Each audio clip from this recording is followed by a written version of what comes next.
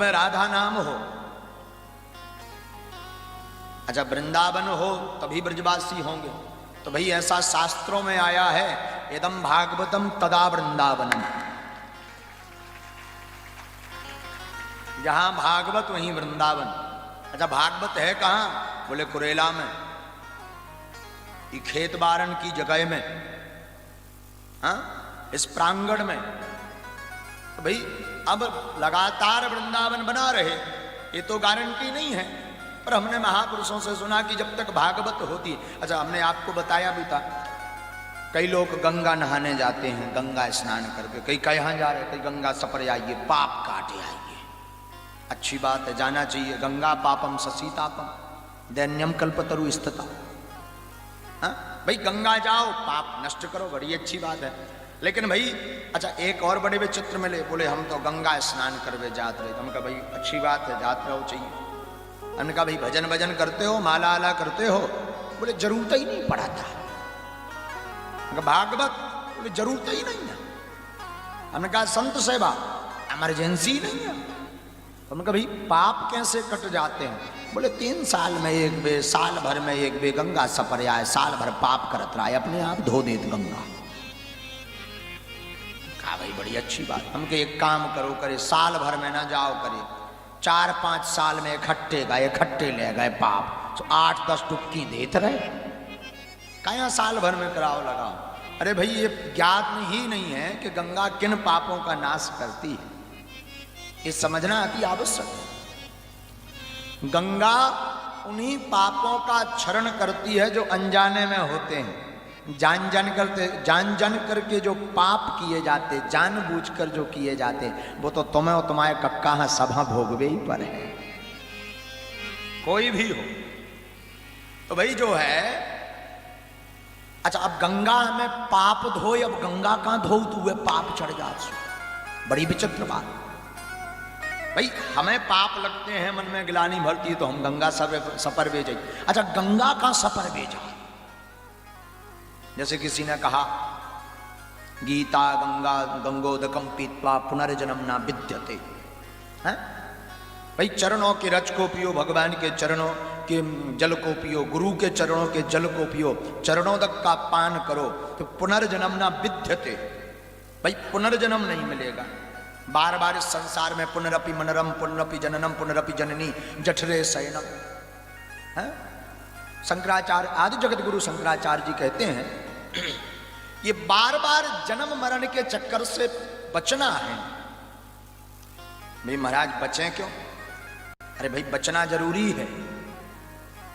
बोले क्यों, कोई कारण है ऐसा? बोले बिल्कुल है। क्या कारण है? बोले जन्मत मरत दुसह दुख होई।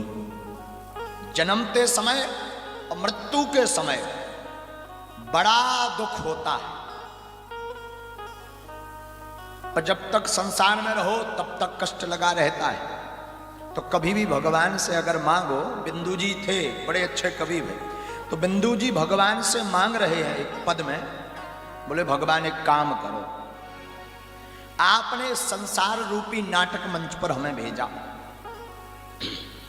हम आए, अब एक काम करना, हमारा नाटक बढ़िया लगे तो हमें गिफ्ट मिलना चाहिए, पुरस्कार मिलना चाहिए। भगवान बोले बिल्कुल मिलेगा। बोले सुनो महाराज, अगर हमारा नाटक बढ़िया लगा, ये संसार सागर एक नाट्य मंच है, नाटक कर रहा, कभी गुरु बना है तो कभी चेला बना है, तो कभी बाप बना है, तो कभी बेटा बना है, तो कभी माँ बनी है, तो कभी बेटी बनी है। तो ये नाटक ही तो है संसार में। ये नाटक खत्म भी होता है मरघट पर जाकर, पर्दा भी इस नाटक का गिरता है। तो ये संसार नाट्य मंच है। बिंदु जी कहते हैं कि महाराज अगर हमारा नाटक बढ़िया पसंद आया हो तो पुरस्कार मिलना चाहिए। भगवान बोले मांगो, मान लो तुम्हें हमें पसंद आया है नाटक, क्या मांगोगे? बिंदु जी कहते हैं अगर नाटक पसंद आया है तब भी यही पुरस्कार देना कि लौटकर संसार में ना भेजना, और अगर नाटक पसंद नहीं भी आया हो तो हमें अपात्र समझ करके भी संसार में कदापि मत भेजना। बोले क्यों? बोले पुनरपि जननम पुनरपि मरणम पुनरपि जननी जठरे शयनम। पुनः जन्म मरण के चक्कर से कम से कम ये शरीर बच तो जावे।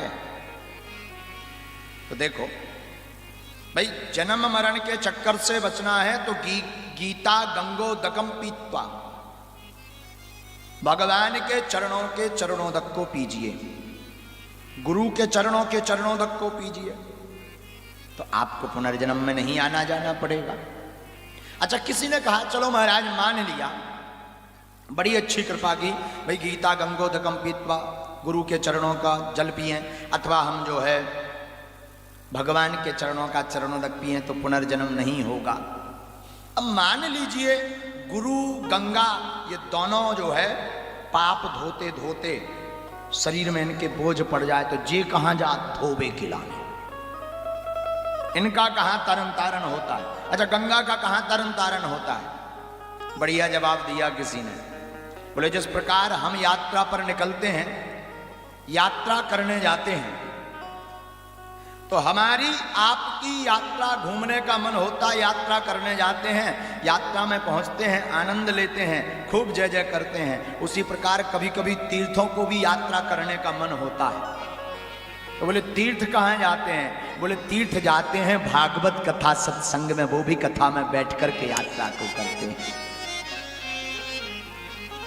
इसलिए तो शास्त्रों में आया है कि भागवत कथा अंतर्गत, श्री राम कथा अंतर्गत, हरि कथा अंतर्गत बड़े बड़े अमलात्मा, विमलात्मा, महात्मा, अनंत बलवंत हनुमंत लाल जी और बड़े बड़े तीर्थ किसी ना किसी रूप में आकर के विराजमान होते हैं। विराजमान होकर करते क्या है? भगवान की रसमयी कथा को सुन करके, भगवान नाम संकीर्तन सुन करके, भगवान भागवत कोई सदग्रंथ नहीं, साधारण ग्रंथ नहीं है, साधारण पुस्तक नहीं है। भागवत के अक्षर अक्षर में हमारे गोविंद की श्यामलता समाई हुई है। आहा, भागवत भगवान के प्रत्येक अक्षर अक्षर में भगवान हमारे ठाकुर जी की श्यामलता समाई है। हमारे गोविंद बैठे हुए हैं, हमारे ठाकुर विराजमान हैं। तो जो भागवत की शरण में आ जाते, देखो भागवत की शरण में आने के बाद एक गांठ बांध लेनी चाहिए कि भागवत में आके भाग मत। हाँ, भागवत में आकर संसार की तरफ मत भागो तो बेड़ा पार हो जाएगा। वो भागवत में आकर के भाग गए तो ना घर के रहोगे ना घाट के रहोगे। तो महापुरुष कहते हैं भैया, भागवत कथा सदग्रंथ महापुरुषों के यह गीत अद्भुत हैं। बोलो भागवत भगवान की जय हो।